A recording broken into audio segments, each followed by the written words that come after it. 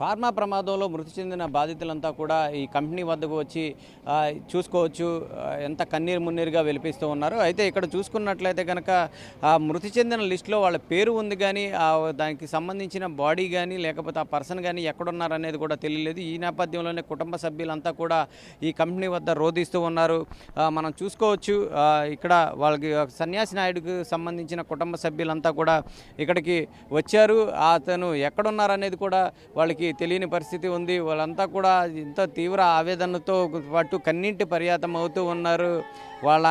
మా అన్నయ్య ఎక్కడ ఉన్నారంటూ కూడా సిస్టర్ ఏదో చూస్తూ ఉన్నారు. పరిస్థితి చూసుకోవచ్చు. వీళ్ళంతా కూడా కన్నీరు మున్నీరుగా ఇక్కడ విలపిస్తూ ఉన్న పరిస్థితిని మనం స్పష్టంగా చూసుకోవచ్చు.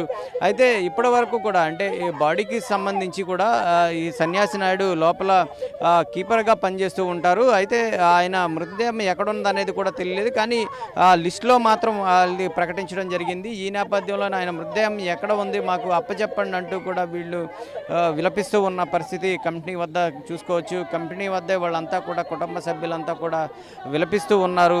తమ వారు ఎక్కడున్నారో అంటూ కూడా వాళ్ళు తీవ్ర ఆవేదన అయితే వ్యక్తం చేస్తూ ఉన్న పరిస్థితి కనిపిస్తూ ఉంది. అయితే దీనికి సంబంధించి కుటుంబానికి సంబంధించిన బాధితులు మనతో ఉన్నారు. వారితో కొంచెం మాట్లాడించే ప్రయత్నం చేద్దాం. అసలు ఆయన మీకు ఏమవుతారు, దానికి సంబంధించి ఏం చెప్తారు? మా చిన్నాన్న గారండి చాలా పేద కుటుంబం సార్. మాది ఫస్ట్ కూడాడితే కొండాలని కుటుంబం ఉంది, ప్యూర్ ఫ్యామిలీ కుటుంబం సార్. తెల్లారితే ఏదో కూలి పనికి వెళ్తేనే కానీ మా చిన్నానికి కానీ మాకు కానీ మాకు చిన్నానికి ఇద్దరికి ఆడపిల్లలండి. ఇద్దరు ఆడపిల్లలు మొగలు ఎవరు లేరండి. మేము చిన్న అన్నయ్య కొడుకులు అండి. మేము వెనకాల సపోర్ట్ ఎవరు చేసేవాళ్ళు లేక మేము అందరూ రావచ్చు వచ్చిందని వెనకాల సపోర్ట్ చేయండి. ఆయన పేరేంటి, ఆయన ఇక్కడ ఏం చేస్తారు? దానికి సంబంధించి పేరైతే వేగి సన్యాసినాడండి. ఆయన చేసేది హౌస్ కీపింగ్ బాయ్గా చేస్తారండి. గత 6-7 సంవత్సరాలు బట్టి కూడా చేస్తున్నారు సార్. 2-3 సంవత్సరాలు ఏం కాదండి, 6-7 సంవత్సరాలు బట్టి కూడా పని చేస్తున్నారు సార్. బాడీకి సంబంధించి ఏమన్నా చెప్పారా, ఎక్కడ ఉంది ఏంటి సార్? ఎక్కడ కూడా నేను మధ్యాహ్నం మాకు ఇన్ఫర్మేషన్ రావడం అయితే 5-6 గంటలకు ఇన్ఫర్మేషన్ వచ్చింది సార్. ఎవరు కూడా చెప్పట్లేదండి మాకు.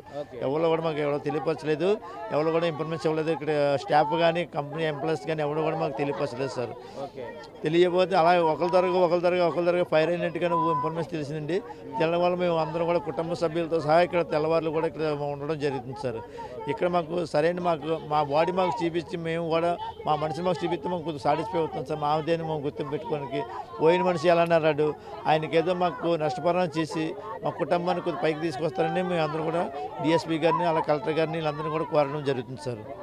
అదే ఇప్పటి వరకు కూడా చూసుకున్నట్లయితే కనుక సన్యాసి నాయుడుకు సంబంధించిన మృతదేహం ఎక్కడ ఉంది, ఆయన ఆచూకీ ఎక్కడ ఉందనేది తెలియలేదని చెప్తున్నారు. ఇక్కడ చూసుకున్నట్లయితే కనుక కుటుంబ సభ్యులంతా కూడా కన్నీరు మున్నీరుగా విలపిస్తూ ఉన్న పరిస్థితి అయితే చూసుకోవచ్చు. అయితే మనం ఒకసారి వాళ్ళతో మాట్లాడించి ప్రయత్నం చేద్దాం. అమ్మ, సన్యాసి నాయుడు ఆచూకీ ఏమైనా చెప్పారా మీకు? మాకు ఎవరు చెప్పారా దేవుడా? అంటున్నారా? మాకేం తెలుస్తుంది బాబు? మోటల్లో ఉన్నారు అంటున్నారు, పొట్లాలుగా చేశారు అంటున్నా. అమ్మకు గడపడ్డాము అమ్మా, అమ్మకు మేదాన చూసుకుంది. ఆయన చెప్పారమ్మా ఎక్కడ ఉన్నారు? మాకు ఎవరు చెప్తున్నారా దేవుడా? మాకు చచ్చిపోయిన పేరే వస్తుంది కొడుకు. మాకు పలానా కాడున్నాడని చెప్పలేదురా తమ్ముడా.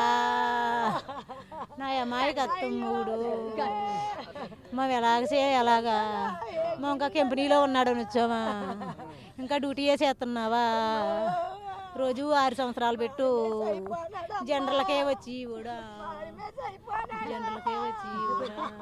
ఇప్పుడు వరకు కూడా ఎటువంటి సమాచారం లేదమ్మా? రాత్రి వచ్చాము బాబా. రాత్రి నుంచి ఇప్పటికి ఫలానా కాడన్నాడం లేదు బాబు. మేము ఎక్కడ ఎనికీమా, మేము ఎక్కడ ఎనికీమిరా బాబా. నస్యము చచ్చిపోయాడు నేనే అంటుండ్రు. ఏమన్నా చెప్పారమ్మా? మాకు అయ్యే చెబుతున్నారు బాబా. టీవీలో ఏళ్ళు వస్తున్నాయా? పొట్లాలు మనుషులు పక్కల పోలికలు దొరకలేదు. కొందరు దొరికినాయి కానీ కొందరు దొరకలేదు అంటుండ్రు బాబా. మాడి మీద అయిపోయినాడు. ఎక్కడ దొరికితారా? జరిగితే నాయుడు ఆచూకీకి సంబంధించి అయితే ఇక్కడ వీళ్ళంతా కుటుంబ సభ్యులు నిన్న రాత్రి నుంచే కూడా ఇక్కడే కంపెనీ వద్ద పడిగాపులు గాచి ఆయన ఆచూకీ కోసం ఎదురు చూస్తూ ఉన్నారు. అయినప్పటికీ కూడా ఇప్పటి వరకు కూడా సన్యాసి నాయుడికి సంబంధించి ఆచూకీ దొరకలేదు. ఆ మృతదేహం అంతా కూడా చిందరవందరం అని చెప్తున్నారే తప్పించి ఆయన ఎక్కడున్నారని చెప్పట్లేదు. ఇప్పటికీ కూడా ఆయన డ్యూటీ చేస్తూ ఉన్నారు, లోపలే ఉన్నాడంటూ కూడా మేము భావిస్తున్నామంటూ కూడా వీళ్ళంతా కూడా కన్నీరుగా విలిపిస్తూ ఉన్నారు. అయితే దీనికి సంబంధించి కుటుంబ సభ్యులు సైతం కూడా అత్యంత పేదరిక కుటుంబాలతో నుంచి వచ్చిన కార్మికులు ఇక్కడ చేస్తూ ఉంటారు కాబట్టి వాళ్ళకి ఖచ్చితంగా నష్టపరిహారం చెల్లించాలి. అంతేకాకుండా ఆయన ఆచూకీ కూడా చెప్పాలంటూ కూడా వాళ్ళు చెప్తున్నారు. పోయినవాడు ఎలాగో తిరిగి రాడు, కనీసం ఆయన బాడీనైనా అప్పచెప్పండి అంటూ కూడా ఇక్కడ ఉన్న బంధువులు అయితే కన్నీరు మున్నీరుగా విలిపిస్తూ వారి యొక్క ఆవేదనను తెలుపుతూ ఉన్నారు. కెమెరా పర్సన్ నరేష్తో జార్జ్, 10 టీవీ, విశాఖ నుంచి.